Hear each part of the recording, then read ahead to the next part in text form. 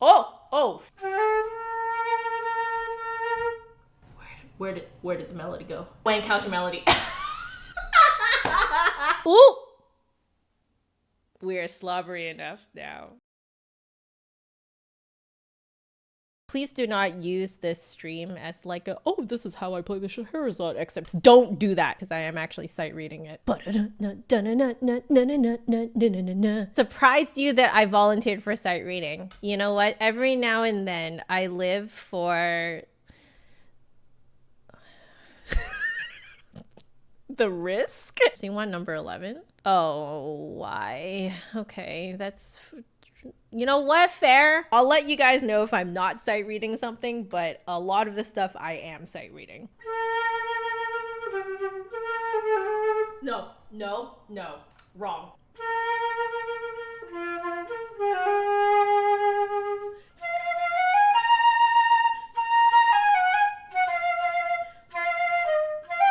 Oh!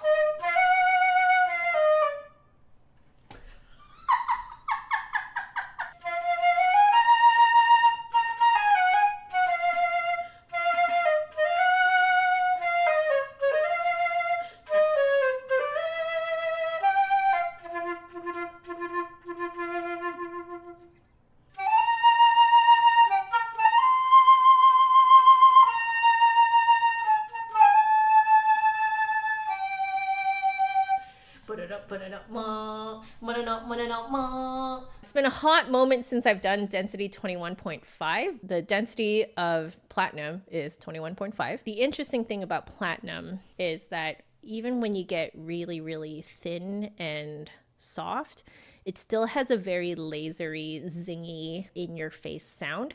And that sound comes across as actually really creepy.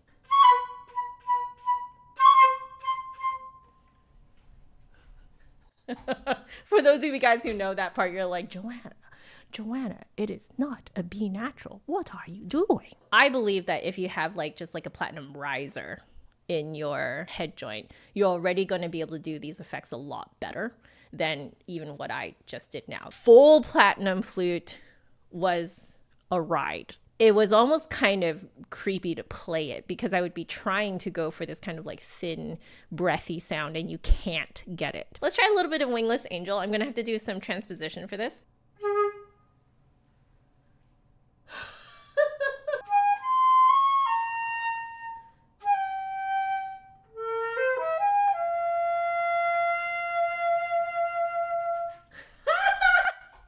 Oh, and we have Greg, the original alto flutist for this. Are you proud of me, Greg? I just transposed by sight. Your jazz combo prof was like, you should be able to transpose chromatically on the fly in an instant. And my mom was like, no, thank you.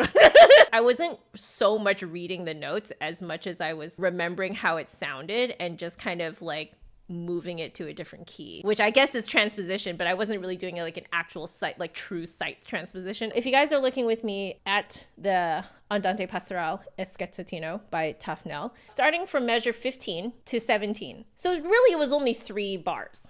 I just completely forgot it, had no memory of it, had all of the memory of before and after, and I knew how long it was because I knew the piano part.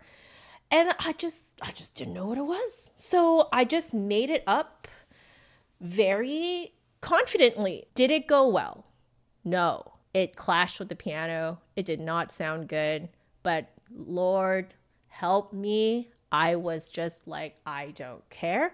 I just got to make it through these 3 bars and then I'm home free. So I just like did a lot of this. Absolutely no one knew except for a pianist who was watching because their sister was playing in the same recital, and they came up to me and they're like, wow, that was a really, really great. And I was like, well, I know you've played this before, so I need to come clean to you.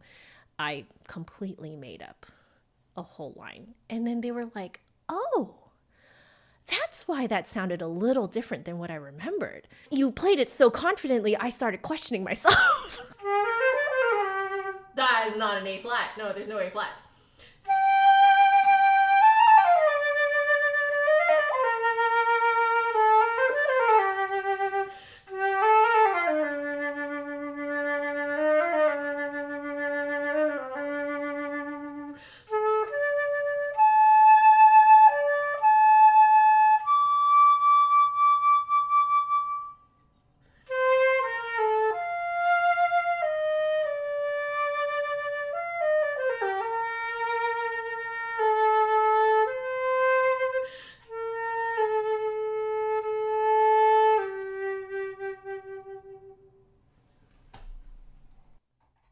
this piece amazing. I'm playing it with a lot more soul than I used to when I was 20 years ago. I think I've lived more life.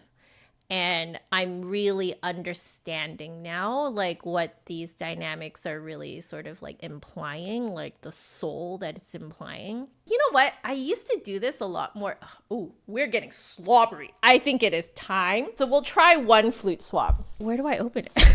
Woo. What I learned on the Yamaha website was that the blue model absorbs way more than the green color one. But when I was in the store, they only had the green one for the Piccolo one. This is very thin, but the middle part of it, do you see how like it's a little bit stiffer on the inside? So I think in that way, it does act very much like the flute flag. This one is by Roger Holman. The fins here are just completely felt. This one is by ROI, I believe, Roy. I believe you can take this out. Yeah. Their little kind of fins here. It's interesting that this kind of maintains that similar design. They actually provided you a takedown piece, so you should be able to just do the whole thing. Yep, it'll fit through the entire thing. It's pretty much just as expensive as getting a takedown flute flag. This one, I believe, is about $55 US. This thing, I think, costs somewhere between 55 to 60 Singaporean dollars. You're not actually saving any money by getting a different brand or anything. They all cost around the same. So because of the extra fabric that's hanging off of the fins, I can see that it potentially does a very good job. Yeah. Moment of truth. We're going to see what it looks like. Oh, that's pretty damp. Unfortunately, I can see that on the inside, my flute is still damp. But I mean, I got a lot. It's like completely drenched. I think you guys can see that it's not completely dry. Yeah, I think you guys can see that it's not dry in there. If I go to the drier parts of the swab, maybe you can get everything out. Yeah. That's pretty dry now. We're gonna go on this side. I think maybe the other thing that might have happened is that like my head joint might have been really, really moist. There's no better word for it. And then when I pulled it out, it might have dragged all of the moisture and condensation down the tube too. It's still not completely dry. I can still see a little bit of moisture. If this material was thicker, I think it could absorb more. I'm only getting the most damp part of the swab up into the top, which is where I need it to be the driest. Maybe more for keeping it in check than total removal. I would agree with that. It's taking a very, very long time to do it. Okay, now I would say it's pretty dry. I think the nice thing I am noticing right now is that it seems to dry very fast. You can already see it. It's actually starting to dry. Like, see these lighter parts? This is your swab that you can use partway through a session. Every like 10 minutes or so, if you just swab it really quickly, I think it'll do the job, because then it can like dry in the 10 minutes. I do not think that this is good for like a final cleanup. I'm actually getting very impressed with how fast it's drying. Yeah, between movements type solution. Exactly. I wonder if this one is more your like true slobber winner.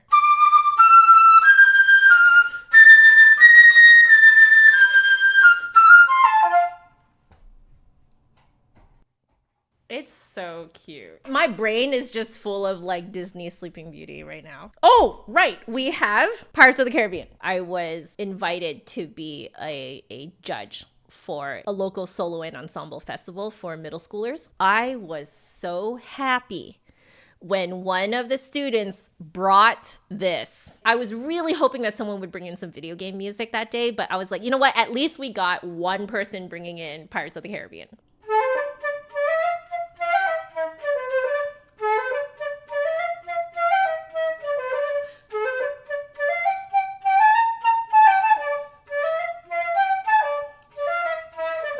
I remember talking to the student about like, you know, this is the part where like these instruments come in, the brass come in here, and then here, like this is where like, you know, this part comes in. And like this kid's eyes just like lit up, you know, because she was just like, you could tell on her face, she was like, oh my God, this person like knows this soundtrack. And I'm just like, you don't even know how often I listened to this track when it came out.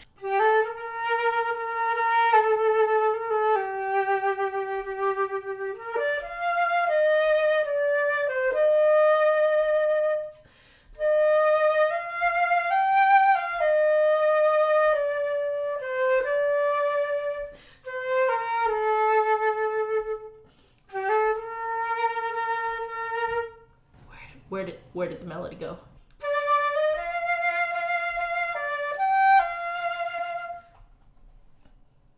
And it went counter melody. 30 Virtuosic Etudes by Curler, number 11. This is opus 75.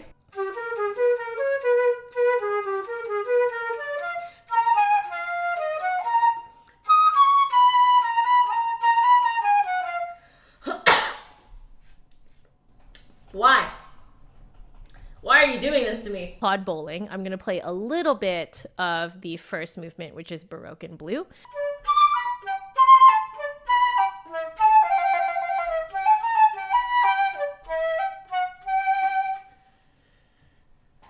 Okay, how's that for sight reading?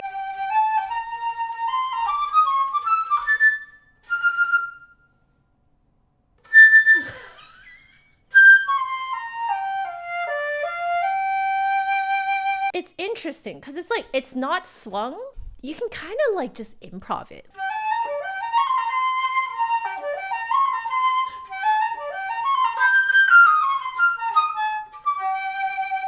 I was like, whoa. Next on our list is a bit of Iber.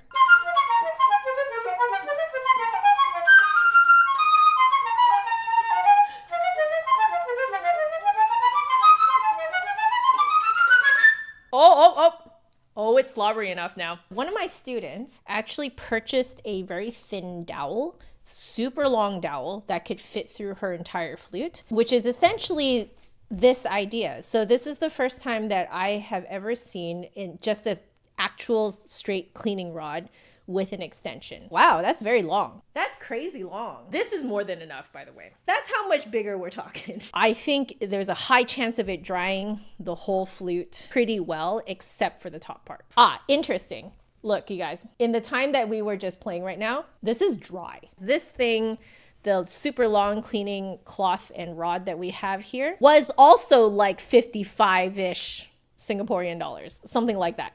You make a good point, Michael. I do have a super huge cleaning rod with the base, but this would probably make a better cleaning cloth with it.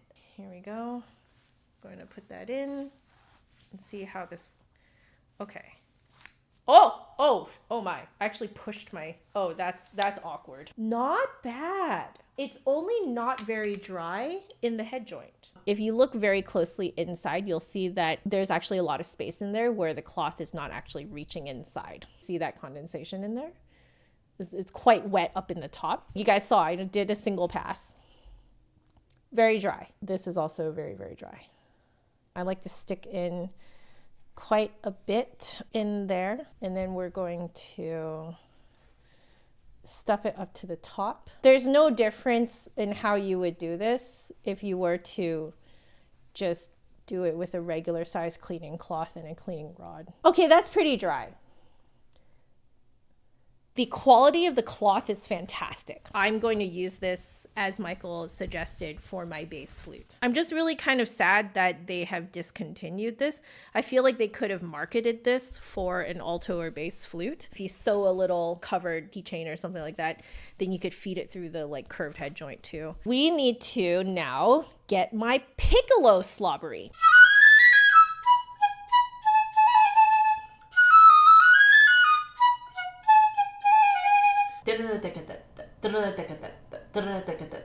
Okay.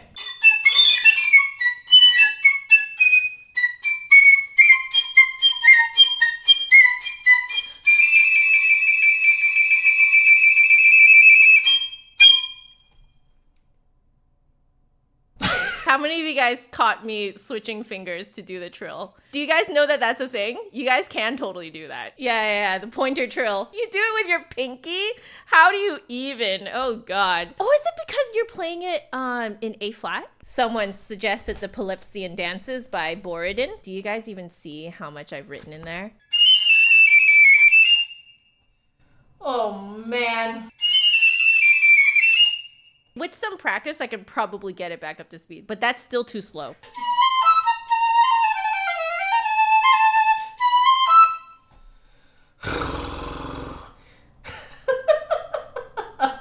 Oh God. The Ocarina of Time Piccolo bit. Do you guys know that one?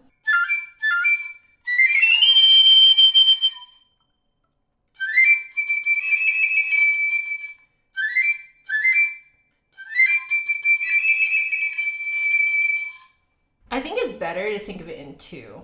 Vivaldi, Piccolo Concerto in C major, RV 4/4.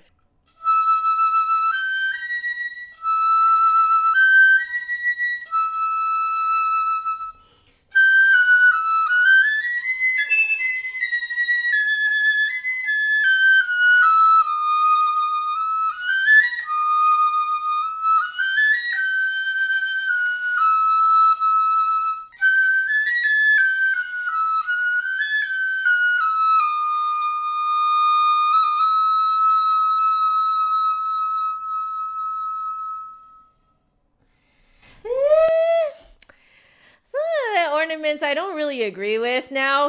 Ooh!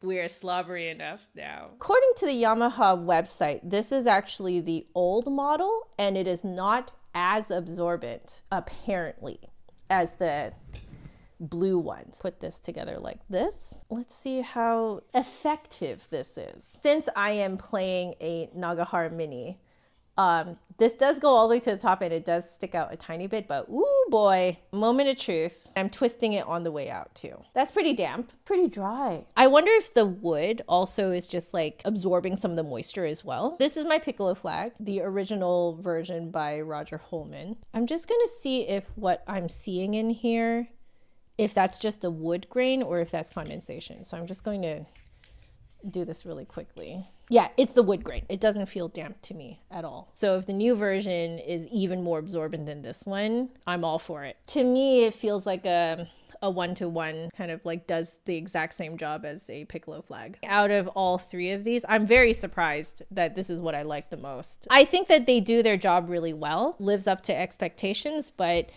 in terms of the wow factor, I'm only getting the wow factor from the Piccolo Swab. Okay, well, that's it, guys. Stay happy, healthy, and safe, and have an amazing weekend. Take care of yourselves because there is no music without the musician. All right? See you guys later. Bye.